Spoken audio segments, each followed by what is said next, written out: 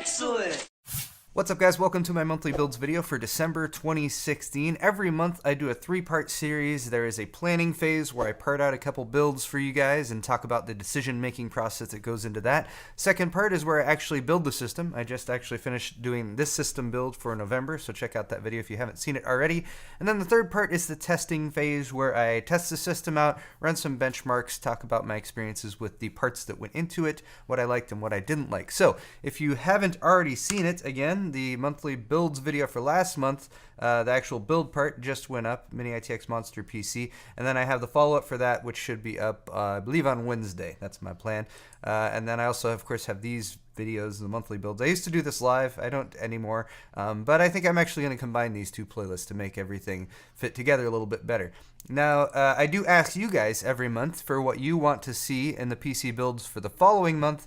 So for December, you all voted for the $1,000 build for a sane person, balance over bling. Like, what would I really spend if I was, or what would I really buy if I was building a $1,000 computer? But now that I've explained how things usually work, this video is actually going to be a little bit different than my typical monthly builds videos. For one, I only have a single build for you guys today, although it is a very good one. And for two, I'm looking for some additional feedback for you guys for what to plan out for next year. Because although there's a pretty good chance I might not actually build the system for this month, mainly due to some upcoming stuff at the very end of December and the beginning of January that I can't really talk about yet, I will be getting some additional feedback from you guys as far as these questions here. Looking back at my past year and the builds that I've done, I realized that I was kind of limited in the various case manufacturers I worked with, so I have this question, which underrepresented, at least on my channel, case manufacturer would you like to see in a future build video? And I have a bunch of high quality case manufacturers here that I've worked with before. Just vote, let me know what you think as far as who you'd like to see me work with in the future. Also, in early 2017, there are some rumored product launches. I want to know what you guys are most excited about, whether it's AMD Zen CPUs, AMD Radeon Vega GPUs, Intel's Kaby Lake stuff, or whatever NVIDIA has going on, because they haven't teased too much as of yet. And finally, just as in general for my parts list videos, what do you guys think should be included with the typical parts list?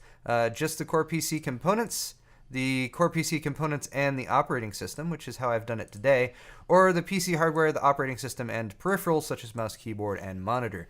So vote on those. All the links are down in the description, and let's move on to my build for this month, the $1,000 build, which I think is a great price to go for. I think if you're building a PC for the first time and you don't have anything else to work with and you're buying all the parts, $500 I think is kind of the minimum you should shoot for. $700 to $800 you can get a good system. For $1,000 you can get some nice performance, overclocking capability, better cooling, and just a better experience overall. So this system is of course featuring the i5-6600K, which is kind of what you would go for as far as a CPU at this price.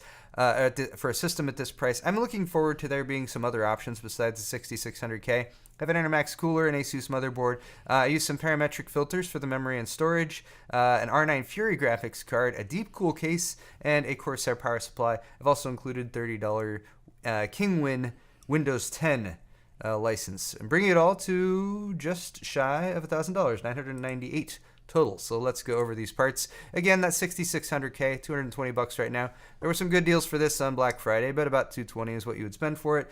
Solid overclockable processor, quad core, no hyper threading. Yeah, there's not much competition at this price. So get a 6600K and look forward to next year when we will hopefully have some Zen and Kaby Lake stuff coming in to provide some competition there. You do need a cooler for that unlocked processor. It doesn't come with one out of the box. I chose the Enermax ETS T40F. It's about $40. You can get some other options for about $10 cheaper than this, like the Cooler Master Hyper 212 Evo or the CryoRig H7. I do think this one looks pretty nice though. It's got an all black finish. It does have a blue LED fan, which you may or may not like. Direct copper heat pipe contact for the CPU, and a good cooler overall. It's got some pretty good ratings. It's slightly smaller than the old version of that. But for the motherboard, I have an Asus Z170E ATX. Price for this is right around $115 to $120, and there are some mail-in rebates available right now. This motherboard gets the job done and has all the features that I would want in a full-size ATX motherboard. Here's the Newegg page, which, man, Newegg's photos have gone downhill in some circumstances. Usually, they used to take photos of everything, and it would be nice and big, and you can see all the details, but this is just a blown up, not blown up picture of the manufacturer photo. Anyway, I'm complaining. $25 mail-in rebate card will bring this down to $111, and it has SLI support for two-way SLI at least. It's got an M.2 slot in there. It's got an all-black color scheme with just a little bit of white accents on there, and even the tiniest little bit of blue, which I suppose would match with that heatsink fan from Enermax. I wasn't really going for matchy-matchy with this build, but for $1,000, you can make some selections that will be both powerful as well as aesthetically pleasing. Now, I used some parametric filters on PC Part Picker. Did I mention, by the way, PC Part Picker is what I'm using to part out all these systems? Parametric filters is how you can do basically a search, and then you can tell in your build PC Part Picker to say, just do that search and use the best component from within that search. So just to show you guys how I might choose memory, using the parametric filter, all I really did was choose the basic DDR for memory speeds that would be reasonably priced, 2133 all the way up to 3000. I want a 16 gig kit, that's 2 by 8 gigs, and then I want something that's as cheap as possible. So if you sort these by price, the one it's going to give you right now is this Giel Evo Potenza. For $73. So you'll notice there's a lot of options in the $73 to maybe $83 range down here, and I would just go down these one at a time and click on each one and see what it looks like, and if it matches. This one is red, and probably doesn't match very well. So after going down most of these and finding that most of them are colors that don't match at all, I found the Mushkin Black line, so that's probably what I would go with here. It's a DDR4 2400 and it's $83. Or, if you don't care about things matching, then just get the Giel Evo Potenza, or perhaps even something in here like, that Ripjaws 5 series is DDR4 3000. Just, a hair or two faster, so that might be worth going for too. But that's kind of how I would decide which memory I want. For storage, I did the same thing. Again, remember to sort by price here. For an SSD, I wanted a 240 gig, 2.5-inch drive. Radeon R3 series from AMD right now is $60. The 880 Premier SP550 is also right down there in that range. Right around this $60 to $70 range. There's quite a few options for 240 gig SSDs. That's what I would use for my operating system. And then I would add a 2 terabyte mechanical drive to that. These can be found for very reasonably priced, less than $50.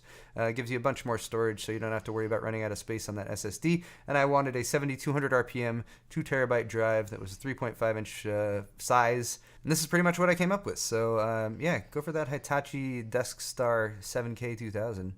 Get yourself some additional storage.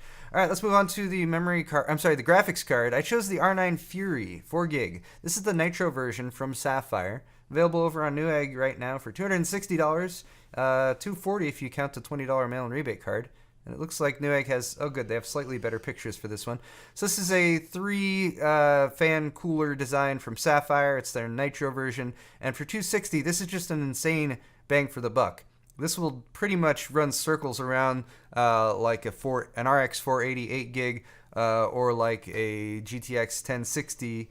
So yeah, I think it's a better option for here. If you do have a little bit more money to spend and you want to give yourself a nice jump up from this in performance, I would consider a GTX 1070 as long as you can find one in the $380 to $400 range. That would be a nice option too.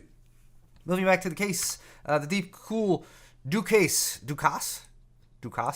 V2 ATX mid-tower case. $50 for this case, and it hits all of the selling points that I want. First off, it has good reviews, so although I haven't worked with this one personally. Oh great, we're back to the tiny Newegg photos. These aren't going to help us very much, but let's see what we can do.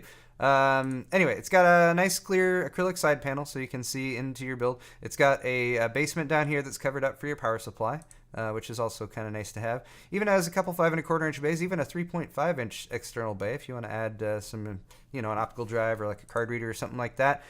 Pretty nice design. Looks pretty clean. Got good I/O up front, USB 3 and USB 2 and all that good stuff.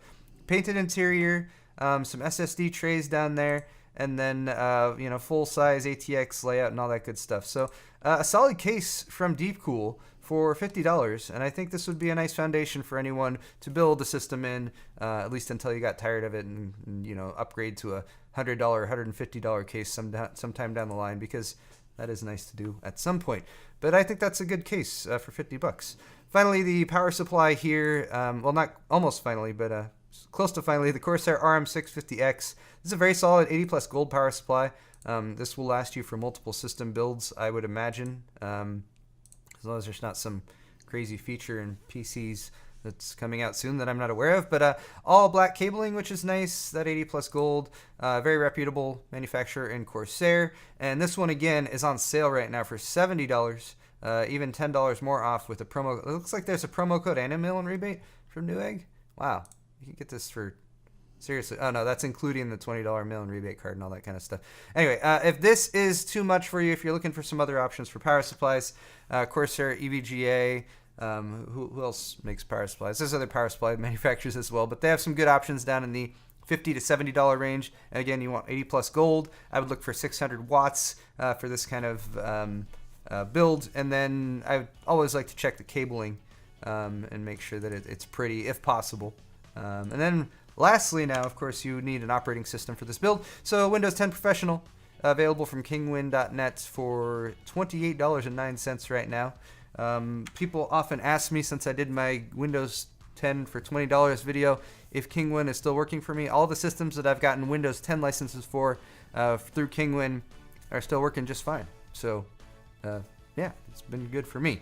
But guys, that is going to wrap it up for this video. I hope you've enjoyed it. Let me know what you think of this $1,000 build in the comments section. Don't forget those links to the straw polls so you can vote on the other stuff that I have coming up. This video follow-up will be coming out just on Wednesday, so stay tuned for that as well. I did a bunch of testing. Very nice little system here. I'm very happy with it so far, and I like that it's portable so I can take it to CES in January. Thanks again for watching, guys, and we'll see you next time.